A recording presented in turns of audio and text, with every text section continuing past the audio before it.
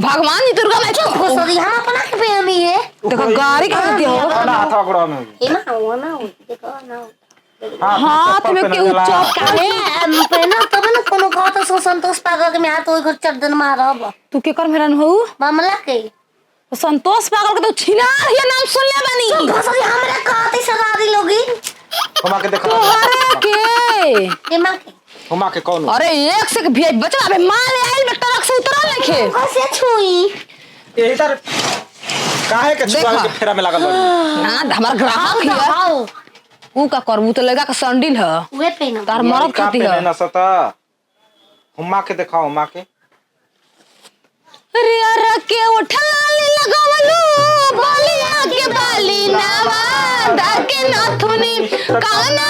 जिला के जले और अरे काहे खबर तुम पसंद ना तो बोलो दूसर पेख बड्डी बा मिली आई दूसरा मिल जाई पे काहे के ले एक ही गोड़ के मिली हां ऐसे ले एक गोड़ पेन के चलबू तू हनो लोग दिखावे खातिर खूब बढ़िया सामान चुप रहो बाबू मुंह से ढोके आई वाला लागता छिनल पका देख बोले कितना ये को कहिला चुप तर दिमाग में नहीं खे दुकान पे हमर संग रखी लाबो हो ओए माई हो माई कैसे मारा अरे मरबो हर जइया तोरा झोटवा सब उखाड़ के मारा बीता हम मारा खूबे खुबला साल के हाय हो दादा जान तारू के हम ढेर तेज बनी आ 10 गो दुकान अरे संतोष पागल के मेरा रू चटना